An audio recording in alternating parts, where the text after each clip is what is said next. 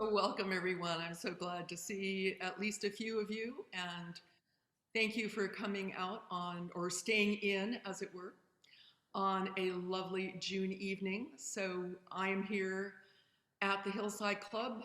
My name is Arlene Baxter. I'm the first vice president, and it's my pleasure to be the organizer of the Fireside series, of which this is our last Fireside for this season. We will be having a special event in July, and we'll talk a bit more about that at the end. But for now, it is my pleasure to welcome Allison Greenland. I don't know how many of you have been watching the Bring Back the Native Plant Tour that Kathy Kramer has organized for many years. This year was an extended version over several Sundays, virtually. I watched a lot of the hours, and I plan to go back and watch more online because those are available on the Bring Back the Natives website. So that's a good source. Tonight, we're very fortunate to have a speaker here that will be sharing her passion for plants. She's a plant person through and through. She is the owner of Moon Pie Garden Company. And I love her statement. She said, which she uses to help combat plant blindness and help her clients fall in love with plants and become stewards of the land. A wonderful mission. Previously, she was public programs coordinator at the Jepson Herbarium at UC Berkeley. She received a BS in plant biology and an MS in horticulture from UC Davis. And it's my pleasure to welcome Allison Greenland. Welcome to the Hillside Club. Hi, everyone. Thanks for having me. Okay, let's get started. Thank you all so much for your time and attention. I think at this point in the era of Zoom, it's such an honor to still have your time on your screens. And anyone who wants to chat with me about plants, I always get so excited. So it's such an honor to be here. And thank you for the lovely introduction. I was tearing up a little bit just because I didn't think you would be rereading that out loud. And I was like, yeah, I really do want to like help combat plant blindness. And I hope you guys will all feel the same at the end of this talk. Now, this is a short talk. This is going to be the tip of the iceberg. It's going to kind of stir the pot, I think, is a really accurate way to describe this talk. There's so much to discuss here because native plant gardens are really the intersection of botany, of horticulture, of sustainable lifestyle. And it was almost overwhelming to decide where to begin. Well, let's dive in. I did have a little bit, oh, there we go. I did have a little bit about myself, which was more or less covered by Arlene. My history is really about connecting people with plants, and I've done that in realms of public horticulture, working for the UC Davis Arboretum and the Betty Ford Alpine Gardens in Vail, Colorado. And as Arlene mentioned, I previously worked in education program management for the Jepson Herbarium. That's the dead plant museum at UC Berkeley. The living plant museum would be the Botanic Garden. And currently I run Moon Pie Gardens. I'm a native plant garden designer. So I help people select their plant species, place them. I do full installations. And really along the way, I'm helping people learn about their plants because the gardens are only as meaningful as about what you know about them. But I do want to take a moment and highlight one of my most favorite photos I found while I was preparing for this presentation. This was me teaching a bunch of Girl Scouts who wanted to earn their botany badge. And that was probably one of my favorite botanical education memories. That was several years before the pandemic. So before the era of Zoom talks. A little tiny overview. I would say this is like an overview of an overview that I'm going to be giving you guys tonight. I think it's important before we talk about native gardens to talk just a little bit about how native plants fill out the landscape. Again, just brushing the surface here. And the reason I think that's important is because sometimes that is understanding our wild landscapes and the vast amount of diversity that's out there, especially when it comes to plant diversity in California, that is really the best illustrator of the importance of native plant gardens. And I take a little bit of a funky approach with land stewardship. I think that'll be illustrated in my talk, a little bit of a non-conventional definition. And then most importantly, we're gonna play a fun game. Hope you guys are down for some, I don't know if I'd call it trivia per se, but a fun botany game. So who's got their botany drinks all ready for this evening's talk? I hope you do. First bit of trivia, name a botanical drink. In the chat, you can do it in the chat. Wait, I don't have my chat open. Hold on, everyone. Let me have my IT person help me open my chat box. Oh, there it is. Oh, look, they're coming in. Oh, this is so sweet. We've got mint juleps, fabulous and seasonal. Mint tea, same, chamomile, orange juice, hollered, oranges all year round in the Bay Area. Yerba buena tea, wow, excellent. Jim, really shining. Thank you, this is so sweet. Oh my gosh, it's like you all knew that you were supposed to bring your botanical drinks. Oh, but you know, turns out botany is everywhere at all times if you haven't realized that already. Okay, so where were we? I'm going to try to keep this interactive and fun here. So here we go. Exhibit A. This is the Silky Beach Pea. This is not in a garden. This is a plant in the wild of California. Its Latin name is Lathyrus littoralis in the family Fabaceae. So my background is in botany. So I always, when I start talks about plants, I always want to make sure people have a little bit of you know, unnecessary jargon, of course, but also I want you to have a strong foundation in the plants we're talking about. And I won't overwhelm you with too much jargon. This plant will look a little familiar, hopefully. The species is maybe not so much, but it resembles a very famous cousin that is the sweet pea, Lathyrus latifolia. And but this one's only found in the north coast of California in some sandy dunes. So this is our example plant. Make sure. Where is it found? It's found in this place called the Landfire Dunes in the Humboldt Bay National Wildlife Refuge. Anyone in the chat want to say, someone finally said gin, which was, it's not one. Oh, by the way, I'm drinking mint tea. I forgot to say that. But what came to my mind when I said, what botanical drink are you drinking? I was like, who's drinking gin? Someone's got to say that. Margarita, gosh, also a good one. So now in the chat, has anyone been to the Landfire Dunes? Where? The Landfire Dunes. They're in the Humboldt Bay National Wildlife Refuge in Humboldt County in the far north coast of California.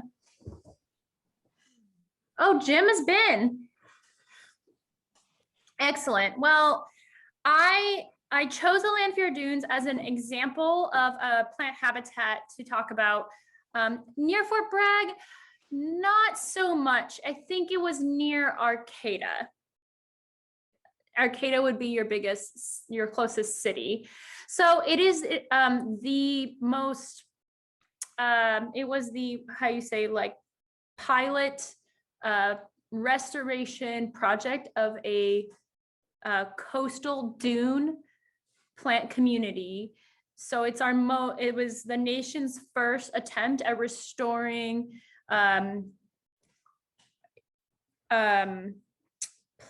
dune communities that had suffered habitat loss from mostly European, I believe, European dune grass. And it has been a big success story. Now, my talk today is really not per se a talk about conservation and restoration practices. That's a huge field.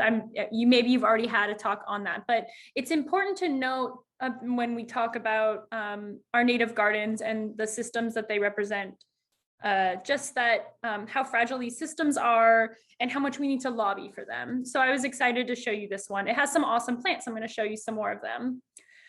But first, Here, so this is a satellite image of the Landfire Dunes, and this is, some examples of many individuals of the beach sweet pea, and all of the plants of a single species in a given area. We call that the population, the plant population.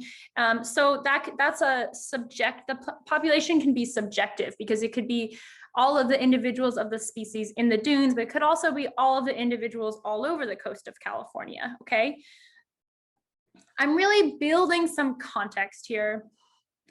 Some other awesome plants. Now, no matter what the topic is, any talk about plants has to have awesome pictures of plants or else you've flopped. So here are some of my favorites found in that system. Silver top, the scientific name is Glenia littoralis, and this is in the APACE. If you're feeling like you're seeing some doppelgangers here and this plant looks familiar, it's because it's a California native plant that is related to some of our favorite culinary plants: carrot, cilantro, celery, parsnip, cumin. Anyone have another example in the chat of familiar plants in the APACE, the carrot family?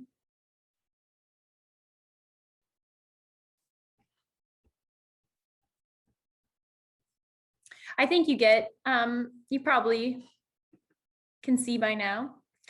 Sand verbena. I love bringing up sand verbena because we have a lot of verbenas in our gardens. And there are a couple. This one is not one that people plant that often in their gardens, but I like to show it off as a unique coastal plant. But there are some awesome native verbenas that are a great replacement for our more common ornamental verbenas. Okay, this one's one of my favorites, coastal sagewort, Artemisia pycnocephala. This is in the Asteraceae. This is the sunflower family, and it's one of the 3 biggest plant families in the world, meaning it has the most taxa. It's very diverse.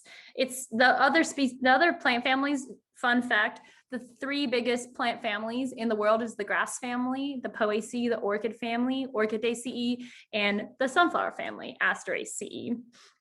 Ooh, this wasn't part of what I was featuring, but there is a beautiful coastal buckwheat right next to that sage, in case you were wondering what that is. And it looks like we've got some maybe Dudleya or sedum in the background flowering there. And if you can see that like yellow burst over there, it's not really the focus. But the reason I like to bring coastal sagewort into the picture here, and this is one of the reasons I chose this system, the coastal dune system, to use as my example, is because it turns out this plant is very popular in the native plant cultivation world. So you might start to familiarize yourself and see plants in native systems that are sometimes almost more common in our cultivated systems. Similar with the pink sea thrift, Armeria maritima. This is in a lesser represented family in California called the Plum Badginaceae. And this one should look familiar if if you've got your botany goggles on when you're walking down the street. You should see this one around.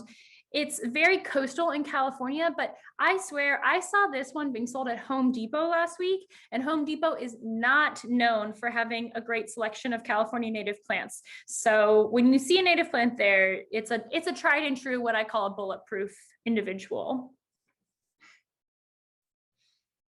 So here we go. Those are some members of the coastal dune community, and collectively they create a plant community. And I use this example here. This, by the way, just to be clear, there are many more plants in the coastal dune community. I just chose a few to highlight just to kind of as a teaser. We could probably spend, the reason I know this community well is because when I worked at the Jepson Herbarium, we spent 4 days looking at just this community. So there's a lot to discover and know here. But I use this example because I want to illustrate plant communities and how our gardens should be mirroring plant communities, and they should be mirroring ecosystems.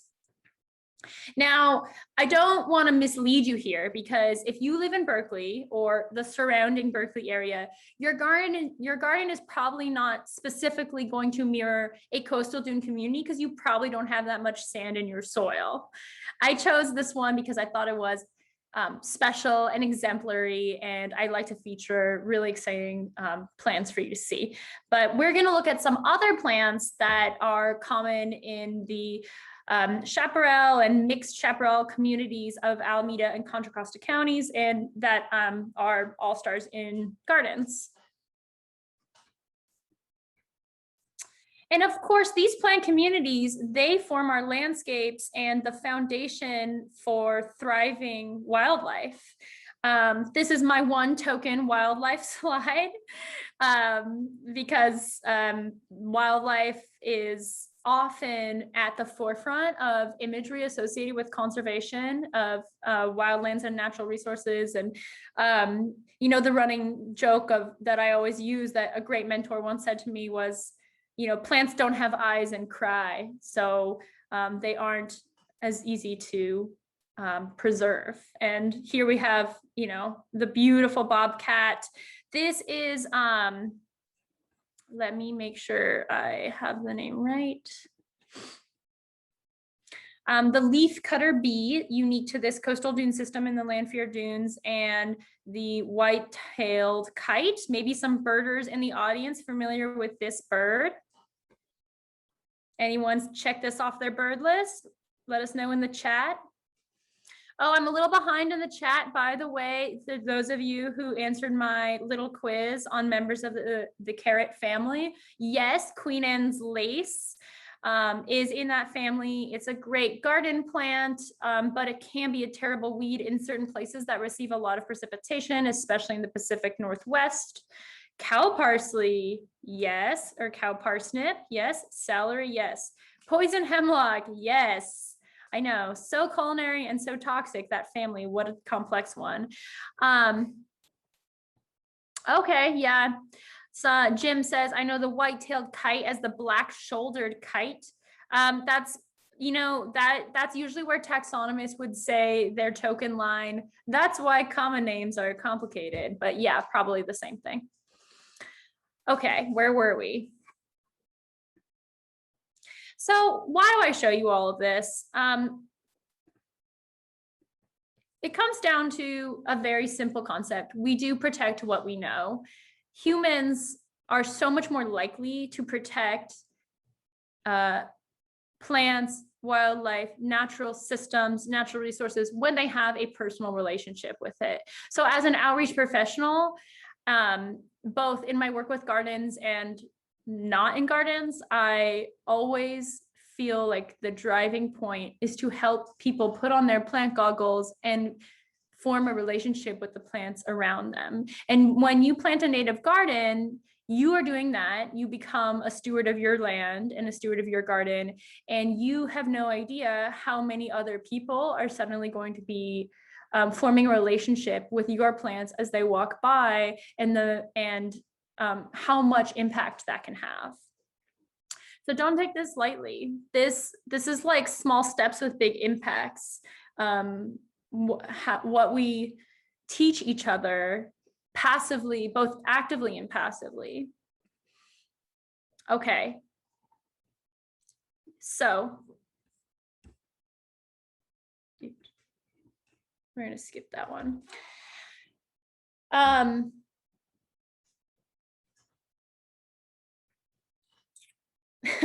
I think I said overwhelmed. When I was making this talk, I probably was feeling kind of overwhelmed. You know, sometimes when we think so much about our role as land stewards and how far-reaching our choices are in the protection of our lands, I definitely feel overwhelmed. And so the irony, though, is that gardens can advocate for our lands, and they could also be are places of calm and places of Zen comes to mind. So I really advocate for anyone who is a tender of land to use their land in a meaningful way, ecologically, because it will have political and cultural implications.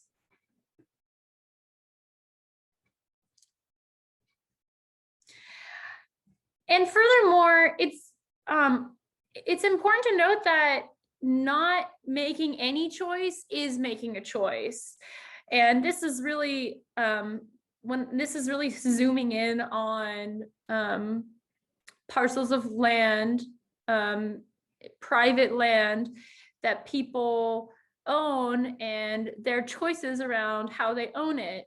Not managing our land is also land management, and it has a lot of far-reaching impacts that I want people to be aware of. It's a tough world out there. We are so busy, and it is difficult sometimes to, I don't know, stop and smell the roses, but it's also difficult to manage your roses and to prune them. And we need to be rethinking our relationship with the land, because we all have a responsibility in managing it. This picture here hopefully looks familiar to all of you, because if you live in the Bay Area, you should be definitely familiar with the plant on the right. That is Oxalis prescapri, the Sauergrass, a lot of people call it. Let's see, sorry, I'm just checking the chat here. Okay, thank you, David, for the confirmation about the common name mix-up. Yes, and Richard, just jumping ahead of us a little bit, and yeah, this on the left is actually our native Oxalis. So a lot of people mistake the yellow plant for a clover. It's not a clover. It's in its own family called the Oxalidaceae. And there are native species in the same genus, Oxalis. And I apologize that I'm missing the name on the slide, but I'll type it into the chat here. Oxalis prescapri. That's our non-native one, the yellow one. And then on the right, we have Oxalis organa. So the one on the right, you're probably familiar with, but I don't know how many of you know the story. It was brought over in horticulture itself. It is native to South Africa, which is a fellow Mediterranean region of the world. There are 8 Mediterranean regions of the world. And in the horticulture industry, we've done a lot of swapping of plants from the Mediterranean regions of Europe, of South Africa, of Australia. They all grow kind of well in each other's zones, as do others, plants of other parts of the world as well, but it's very common. And interestingly, Oxalis prescapri is actually pretty rare in South Africa. I think it's like a botanical treasure there. And it is a mess here in the Bay Area. It is not to be understated how much habitat destruction this plant has. Fun fact or unfun fact about this plant is that in its native habitat, it produces fruits that produce seeds that help it spread. Yeah, you know, I checking in on the chat. People have lots of feelings about Oxalis, and there's a lot of people have come to peace with it for sure. And this talk, I can do a whole talk just on, you know, Oxalis therapy. I won't go there, but I did want to finish my, what I wanted to say was that in its native habitat, it produces seeds. There is something interesting about its ecological interactions here in the Bay Area, such that it doesn't actually get pollinated. It gets visited by pollinators, but it doesn't produce fruits. Like, it's not even inviable fruits. It's like doesn't produce any fruits or any seeds. And it's all spreading by underground bulblets. Hopefully some of you avid gardeners are well familiar with those bulblets. I can't see everyone's face but I was hoping to see like 1,000 head nods there, but let's see if I can change my gallery so I can see everyone a little bit better. No, I got a lot of videos off. I just trust that you guys are nodding along. Okay. If you aren't familiar with Oxalis organa, it grows in redwood forests, and it emerges in early spring, just like this other Oxalis, and it forms a beautiful carpet under redwoods. Anyway, I drive this point home really because it's such a good example of how a lack of management has led to catastrophic problems in our urban ecosystems. And furthermore, now I am not a horticultural historian, but I did want to set the stage for why we are transforming so many of our gardens to native gardens, is because there is a history of the English garden did make its way to the Bay Area and to California in general. And this particular one, you don't see exactly that, but you see a lot of hedges. You see a lot of what, you know, like these, they're not topiaries per se, but these big, can you see my mouse, by the way? I'm not sure. I'm kind of using it like an arrow. Where is that house? This is the Rockefeller house. I was kind of undecided if that was going to be something I openly told people, because I'm kind of talking negatively about it. But this is the Rockefeller house, so it's not in California. And what I was about to say, let's see, sorry, I'm going to pause and read a question in the chat, or I'll come back to that question at the end. Okay, so thank you for that question, and we'll come back at the end for questions. So anyway, what I was saying was, this is not in California, this is on the East Coast, but there are so many, there's old thinking about gardens that is shifting rapidly right now, that is very present still in the Bay Area. People have this idea of lushness being associated with this sense of green that doesn't really grow native to California. And that's because the plants in California are adapted to a dry, hot summer. And so they actually need to be pale green typically. So a lot of advocacy I do is just like trying to shift people's mindset to what their concept of lush is. Also, we have several, in the interest of time, I'm not going to go as deep into this as I'd planned, but I did want to point out there's some ivy growing along this, I don't know what you call this, porch area back here. I'm just going to leave that, just going to move on. Anyway, so the big questions that I'm really kind of in conversation with you about are this, like, do we continue to pretend we are above nature? And this should question to elaborate, what I mean here is, like, our gardens are part of ecosystems. We are part of the ecosystem. And there has been a historical separation of the human landscape and our wild landscape. And with the increased need for more housing, in addition to the increased need for more habitat, I really encourage a merging of mindsets there. Is it okay to prioritize a desire to keep things clean or maintenance easy? This is a tough one because a lot of my clients really want a really clean look, you know, and there are tricks to the trade to keeping your garden really like zippy and clean looking. Easy maintenance is, I really like to set people up for success when I build a native garden for them. And the cool thing is native plant gardens have the lowest maintenance, but the reality is if we are tenders of this land, like, that is a responsibility to cohabitate sustainably, and that's never going to be easy. And I think all of you probably know, I'm probably preaching to the choir by now with that. And then finally, how do we make thoughtful choices that promote habitat and diversity? That can go 1,000 directions. And here today, we're really only talking about gardens. The big answer to some of my big questions will rely on a shift in culture and a shift in systems. I thought it was important to put this in because it can be a big responsibility for an individual to feel like they have to, their land stewardship is going to solve really difficult fragilities in managing our native systems and cohabitating with the wild. Oops, sorry, that's an alarm of mine going off. Okay, good. But your garden is like, okay, you know, during the election season, how many yard signs are all over? Your garden is an all year round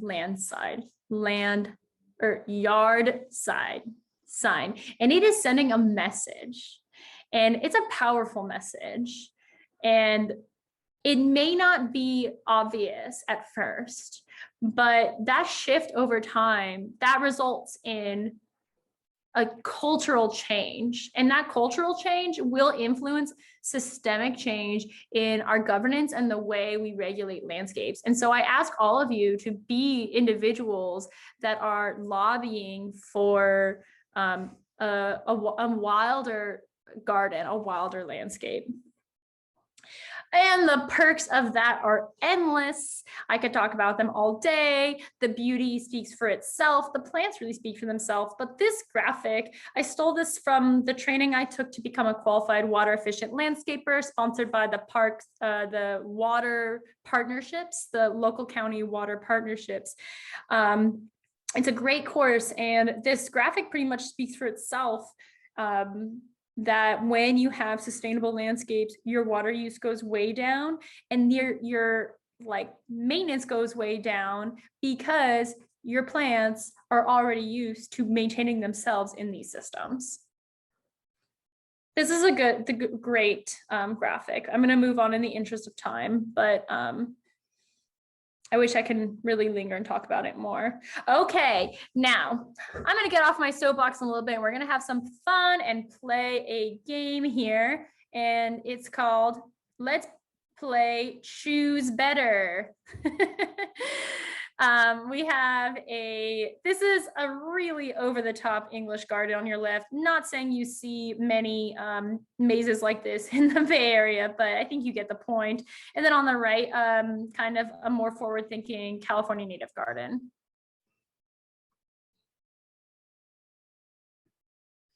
So go ahead and type into the chat what suggestions you might have. We're going to start off easy. This is Ornamental Roses, very much part of horticultural history, long, deep history. Some people might feel a little upset at the idea of replacing them, but what native plant would be a great alternative to ornamental roses? Send it in the chat, people, and I'm going to narrate a little bit.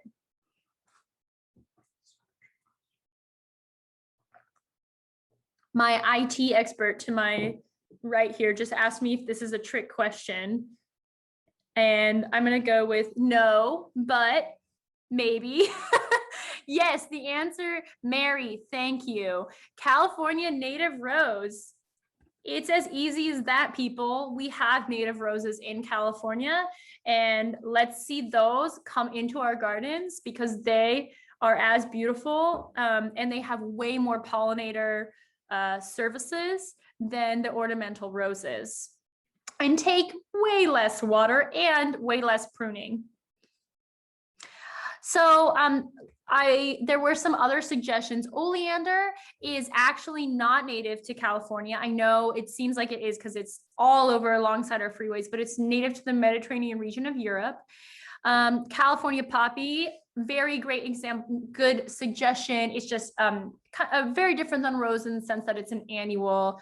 Romnea, on the other hand, I'm going to ask you to hold on to that thought, because spoiler alert, that one's coming along. Okay. Tropical hibiscus. I see this one planted all over the Bay Area. What do you have? Does anyone know a California native plant that might be a great alternate to tropical hibiscus? Now, hibiscus is in the family. I'll give you a little bit of background while I give you a moment to think. It's in the family Malvaceae, or mallow family. That's relatives to chocolate, cotton, I'm forgetting one of the major ones, marshmallow. I just was on an airplane yesterday, and I was thinking about this on the big Hawaiian Airlines, I think it is, plane. You know, this is iconic flower. Aha, okay, yes, checker bloom. Really good example, not exactly the one I was, that one's fantastic. Checker bloom's a great example, but yes, Arlene, you were really, your guess is right on the money. We have a native malva, and it's Malva acergenta flora. It's called island tree mallow.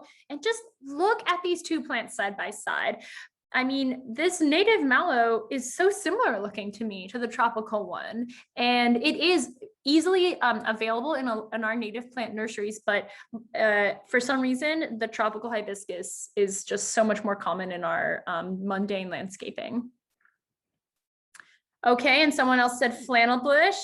Yes, I threw flannel bush in there. There are several awesome members of the mallow family that would be great alternatives. By the way, there's not necessarily one right answer here.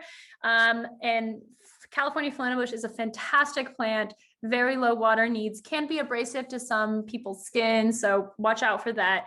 And does get very big. I have a client who emailed me many months later and asked me to move hers. So it's good to know they get very big. And fun fact about members of the Malvaceae, they are famous for having star-shaped trichomes. And that's what that picture on the right is. It's zoomed in. Okay, here's a classic lilac for you. Do you have any idea what would be a great alternative to lilac? Jim wastes no time. That is right. Yeah. Okay. I'm really glad the message is clear with this one. Lilacs are not native to California, but we have what we call the California, or what's the well, Ceanothus. This is the genus. California lilac is sort of a kind of a blanket common name for them, but they have many other common names. I gave only one species example, blue blossom, Ceanothus thirstiflorus. It is native to Alameda County, but there are a lot of species, as well as what we call nativars, which are horticultural varieties of native plants, selected usually for a variety of reasons, of Ceanothus. So it's in the family Rhamnaceae. It is related to Rhamnus or Frangula, also some awesome California shrubs. And I unfortunately couldn't find a photo, but when you see this guy in flower, I want you, like a good botany student, to get out your hand lens, your magnifying glass, your binoculars, whatever you need, and get really close to that flower, because the individual petal is shaped like a spoon, and it is such a sweet thing. So make sure you get a good look at that. My IT expert would like me to remind you that it's also nitrogen fixing. So we are most familiar with our nitrogen fixing plants being in the legume family, but this is a great example of an exception of a plant in a different family that fixes nitrogen. And who doesn't want more nitrogen fixed in their gardens? Purple leaf plum. This is a really common ornamental street tree, usually planted in our hill strips along the sidewalk. On the left, I've got a picture of it in leaf. I think that's what it is. It looked like it. Yeah, that's it in leaf. But on the right, it's in flower. And they put out these big blooms of white pink flowers in the winter. And Mary is quick. We got some awesome native plant lovers already in this talk. The answer is Western redbud, totally different plant family. Okay, so here we're dealing with purple leaf plum is in the Rosaceae, the rose family, and that's relative of our almond, pear, peach, plum, apple, all of our beloved stone fruits and big fruits that we eat here in the summer and fall in California.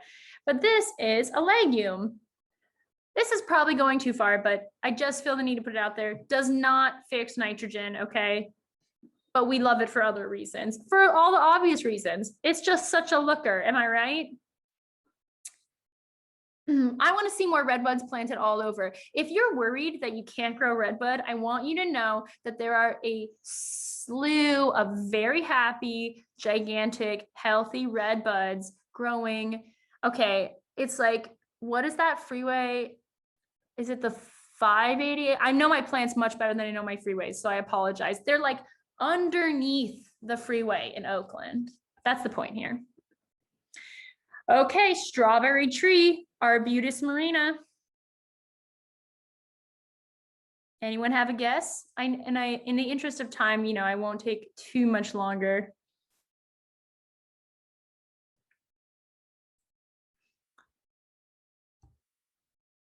Yep, Mary, you are right.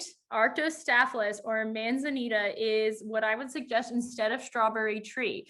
By the way, strawberry trees not related to strawberries. Those are also in the rose family, but they are they superficially resemble them. And there are many wonderful cultivated native Arctostaphylos species that are just readily available in gardens and put on a beautiful display. Now, Arctostaphylos densiflora is the example I chose here. It's a very popular one, and you know, it's rare in the wild. And I chose this one because there are a number of plants that are rare in the wild but are common in cultivation, and that's kind of a very cool I guess, bonus to having a native garden, that we are keeping a lot of gene flow of these rare plants active. Okay, I'm going to breeze through because I want to be really careful with people's time. We had tulips on there. Don't see a lot of people growing these in the Bay Area as much anymore, but definitely part of the English border garden setting. And here we go. Who brought in Romnea earlier? We got Matilia poppy, the scientific name Romnea coulteri. It is a poppy, but not the California poppy that is so iconic. I mean, it's iconic to me, but it's not our state flower.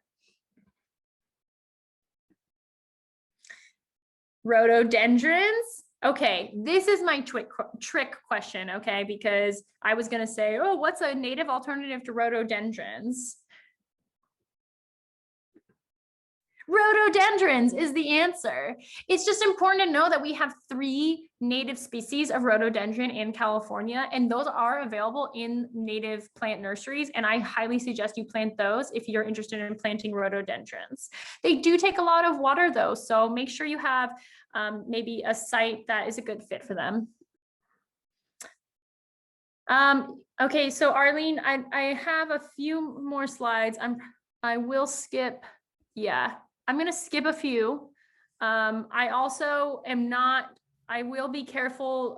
I know that this one in particular, it opens up a pretty big discussion, and this is a whole talk in itself.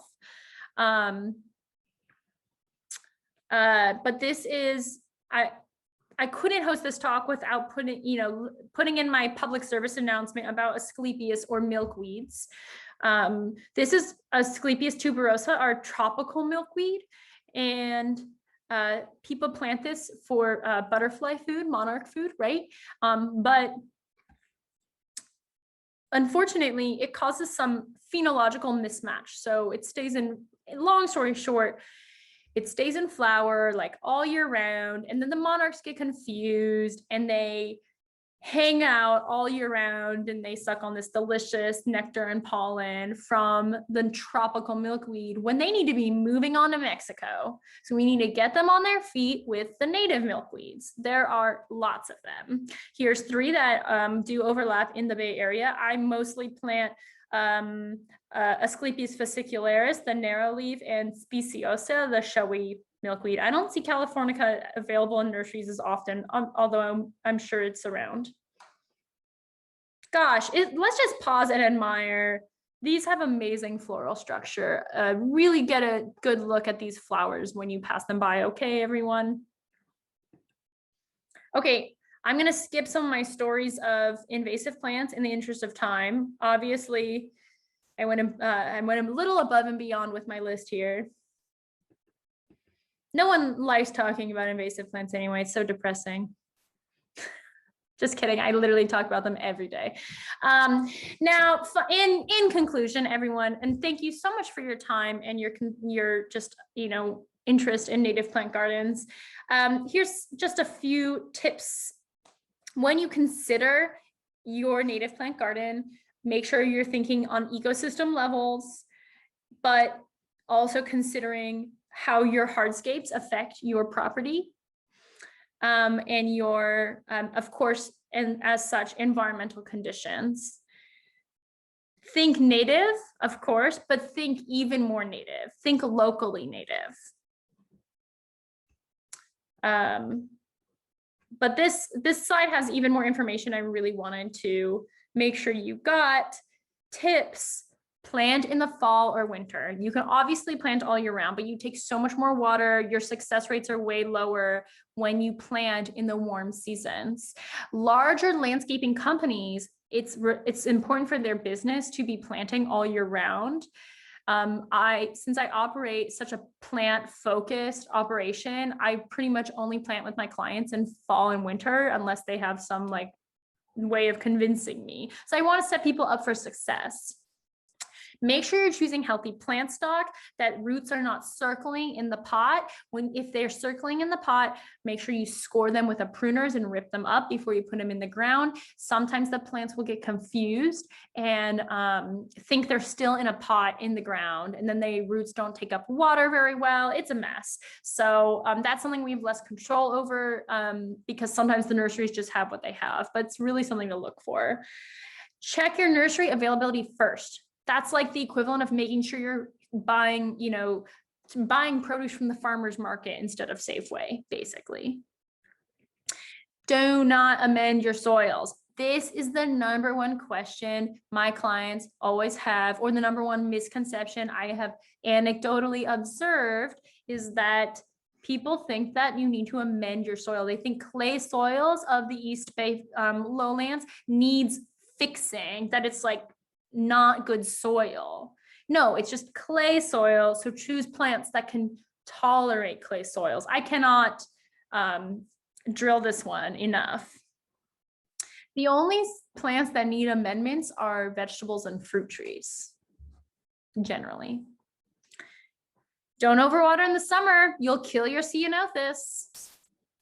And finally, make sure you know your resources. I think a lot of people make horticultural and garden mistakes because they rely on non-vetted internet material, because anyone could start a plant blog out there. And what resources, you may ask? Here's some resources that I love and use. You hopefully are familiar with some of them. We've got a mix of websites, advocacy groups. They all, the native plant garden world is a small pond, and they all, get familiar with one. Reach out to me. I'll have my info at the end if you have more questions for where to ask. Get educated about your garden. Oh, I forgot I put in some before and after photos. I'm gonna skip to my last slide. Actually, Allison, why don't you go ahead and include the before and afters? We all love seeing those. Oh, okay. Yeah, I know. I remember earlier today, I was like, maybe I should have put the before and after as the very first thing. So thank you to everyone for all of your attention. And as, here's my gift to you, my before and after photos of just a couple of gardens that I've been to recently. Some of my clients hire me to come back and do maintenance. So I really, then I get the time to kind of see how they're growing in. This is a client of mine who lives in North Berkeley and had owned his house for 20 years and never did anything with his landscape. And I had the great pleasure of being his plant designer. Oh, wait, this one's fun. This one's a video. I should have saved this one for last. This one's so good. This is what it looks like now. It's just brimming with species. It went from a dead lawn with one ornamental tree to, this garden is less than a year old. So it's still like a gangly teenager, but it's already, it's still full of life. And these clients who are notably daunted by plants, by taking care of their garden, now they're out there every day weeding. They're my model students. Oops. Okay, wait, that's not what I meant to do. Here's another garden before, after. Now these clients didn't want plants that were higher than any of their windows, so they intentionally chose plants with kind of a lower profile. And I put this garden in because I really want people to know that no space is too small to build a garden. Believe it or not, this isn't even my smallest garden, but it's one of my smallest gardens. And this is what it looked like before. It had ornamental fuchsia actually in the background. That's that big gangly thing among other plants. And this is a very shady garden, so it had a little bit of limitations with our plant species selection, and it was very exposed to sort of urban elements. But this is what it looked like a few weeks ago. And I replaced it. I replaced the fuchsia with spiny gooseberry that I don't know if you can see it, but it's this plant in the lower left corner with the red flowers, and it's kind of, it's got a similar vibe. There we go. Thank you so much, everyone. Again, it is such a pleasure anytime anyone wants to, listen to me talk about plants. And so I thank you for your time, for listening, for your interest, and really, most importantly, for you all being stewards of your own gardens. Here's my information. I do run, oh my gosh, I put a typo in my own company name. That's not right. It's not Moona Pie. It's Moon Pie, just like the old-fashioned cookie. Moon Pie Gardens is the name of my business, and what I'm all about is native plant garden design, and I work with clients to do full installations. I also do consulting. I can do a small project consulting or just give people advice on plant selections, and it's really a joy to help people put on their plant goggles. So thank you. Thank you so much, Allison. It was a real pleasure.